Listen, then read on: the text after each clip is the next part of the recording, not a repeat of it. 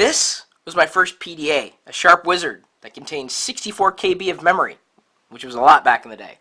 This Sharp Wizard was also a lot, over $300. That didn't even include the cost of any additional cards, and I'll demonstrate the one that I have in there right now in just a moment.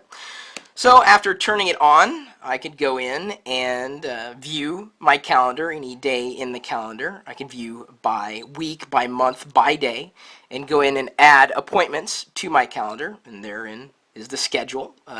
Looks like Tuesday, January 3rd, 1989, there was nothing going on.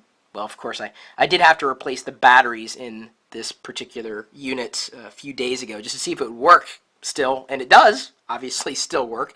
I can go in and I can edit a telephone book or a directory right here, you know, because email wasn't around back then. I could also create memos. I had two calculator modes. I had the regular old calculator mode here, and then if I wanted to, I could press the calculator button again and get like a virtual tape rolling by, or as they call it, the paperless printer. Neat, huh?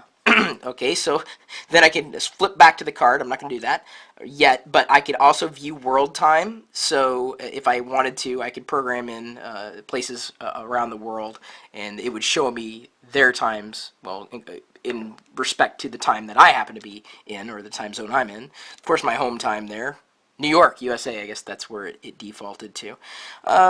So it's not a QWERTY layout. It took a bit of getting used to. You know, I'm used to a QWERTY style, so having to flip back and forth between A, B, C, D, E, and QWERTY is a bit of a trick. Needless to say, this was pretty much state-of-the-art back then. If I go to the card, it's the Thesaurus Dictionary, and I can enter a word. Let's see here. Let's go with happy, H-A-P-P-Y, and let's do a touchscreen synonym. See, because it's a touchscreen interface down below.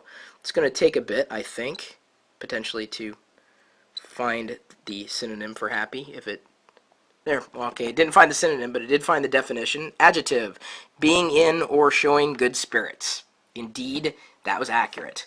And this card, of course, could be swapped out for other cards. I also had a translation card that came in very handy in Spanish class.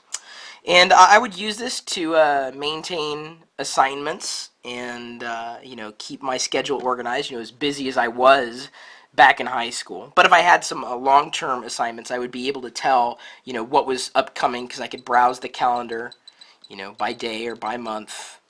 And yes, this will go up to 2009. It would take me a long time to get to that date if I kept, you know, cycling through even with the search keys. This was what we used. I mean, some of you may still use devices like this. If anybody out there is still using the Sharp Wizard, I would be very impressed. It still works. I was going to show you here.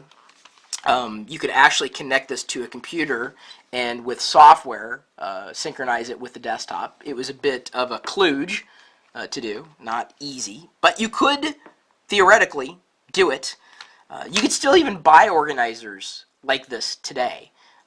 You spend $10 on an organizer to do the same thing in a much, you know, smaller form factor. But this was it. I loved my Sharp Wizard. Loved it. Used it all the time. And now it collects dust. It is an antique. And I plan on holding on to it indefinitely. I hope it works indefinitely, because I can't wait to show my kids what I used to use to keep myself organized.